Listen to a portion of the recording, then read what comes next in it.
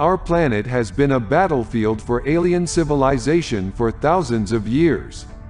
As a result, there have been fights, damage, and efforts to block our progress. According to William Tompkins, author of Selected by Extraterrestrials, since 2015, Navy engineer William Tompkins has become a military-industrial complex whistleblower about his involvement in the design of America's first space fleet while working in secret and isolation. But wait a minute, is all this true or is it pure science fiction?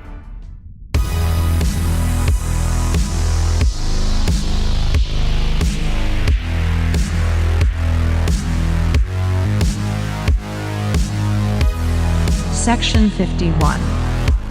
Hi everyone, what's up guys, DOZgeek here with Section 51. Thanks again for your support.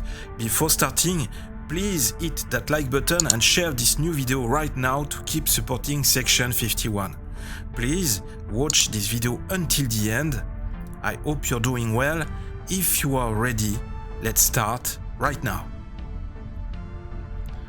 Today we are going to talk about a crazy theory asserting that different alien species are currently fighting secret wars on Earth.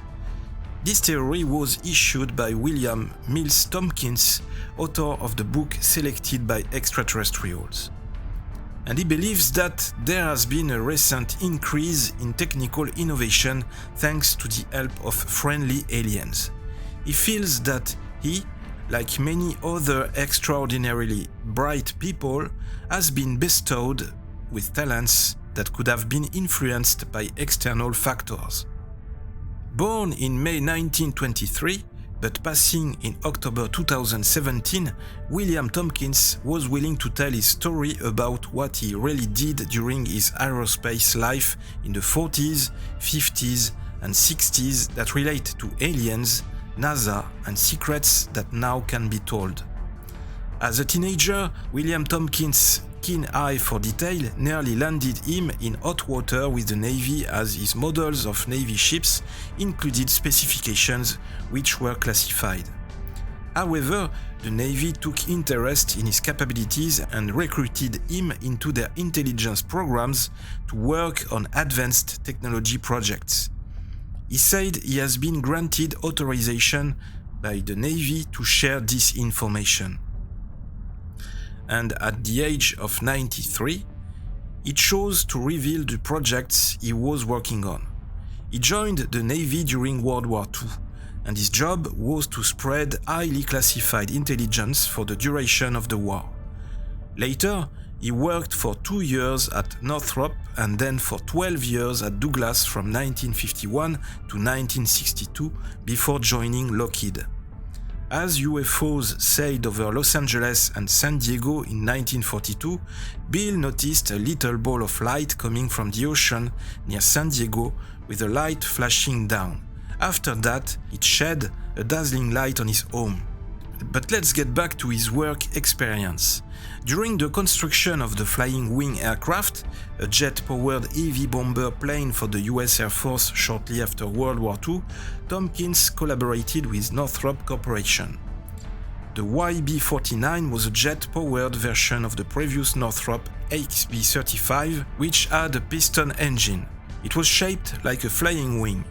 The flying wing was rejected in favor of the more traditional Convair B-36 piston-driven design.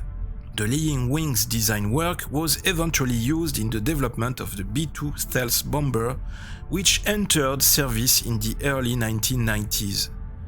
Stuart Symington, the Secretary of the Air Force, recommended Northrop to join Convair aircraft, but Northrop declined. The struggle against the B-36 had been theoretically won. Northrop flying wings were more difficult to detect on radar and could fly far faster, making them a viable bombing platform.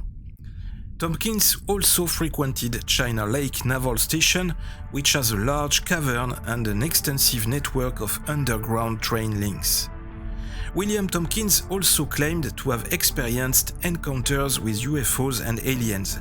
He was also the witness of strange phenomena reported to the Navy. For example, he claimed that his 5-member family was kidnapped while driving up to Lake Isabella on the route to Walker Pass. After the automobile engine and radio quit working, his 5 family members were taken. They seemed to lose track of time, but Tompkins had no recollection of what had happened. According to him, former Navy officers claimed to have seen UFOs flying in and out of Mount Shasta in Northern California. They tried to search for the doors that opened to enable the ship to pass. Moreover, children in Medford, Oregon were contacted and visited by an alien lady who explained ETs through holograms. Following that, many persons who had attended ET's classes joined the Navy because of their special abilities. He was convinced that some of the reported UFOs were alien crafts, and it's possible that they are the most sophisticated spaceships we have ever seen. So Mr. Tompkins seems to have put a lot of work into the UFO problem. He has spent a lot of time researching aliens and strange flying things. On the subject, he has worked on a 6-volume autobiography titled Selected by Extraterrestrials, where he claimed that we, the humans, have actually 8 cylinder-shaped ships that are 600 feet long and carry smaller fighting crafts. He argues in his book that our world has been a battleground for alien races for thousands of years.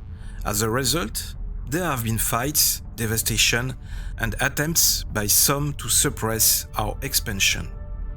Remember when we talked about the 1908 Tunguska incident on this channel?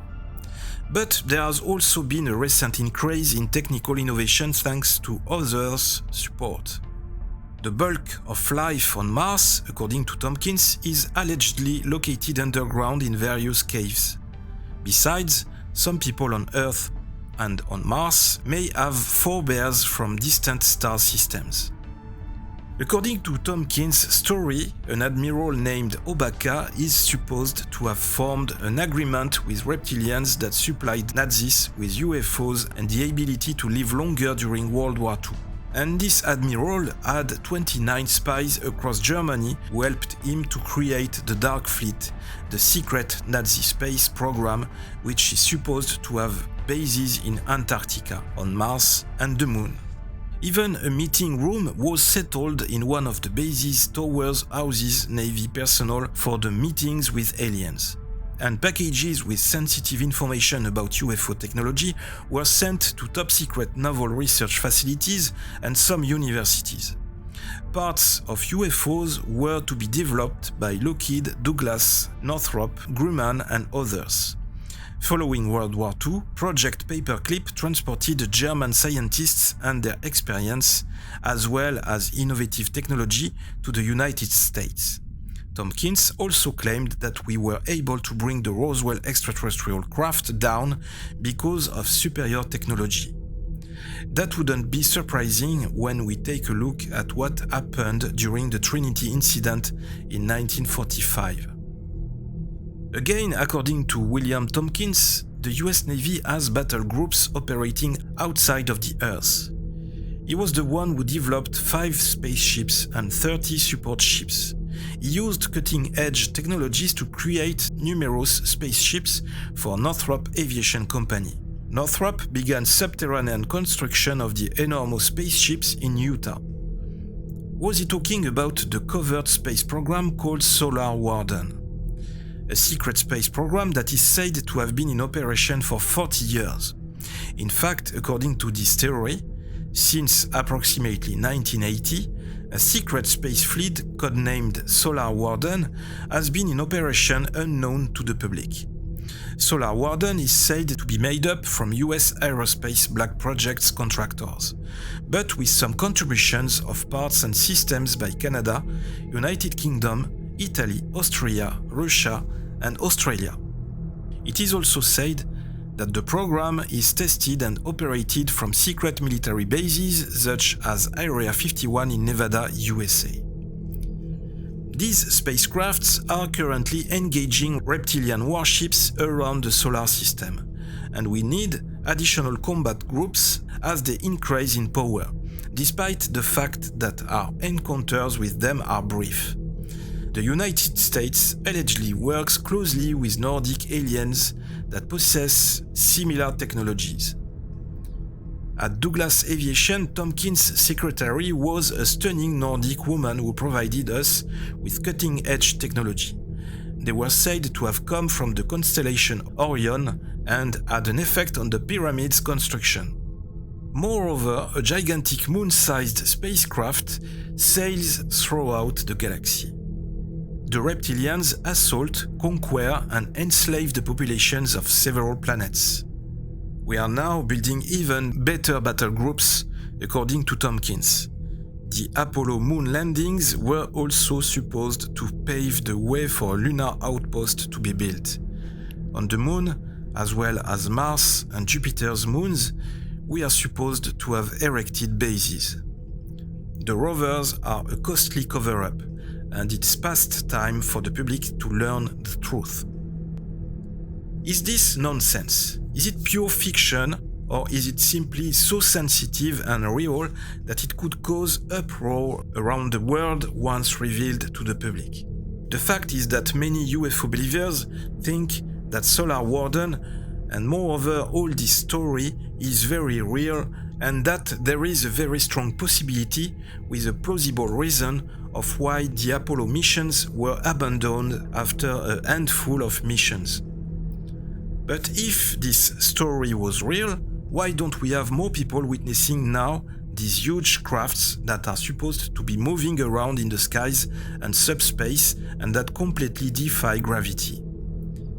Given the amount of these technologically advanced spaceships around the planet and out in space, could it be that our world's leaders already have the technology to defend Earth from alien beings or to explore deep space? And why didn't they share all these informations with the public?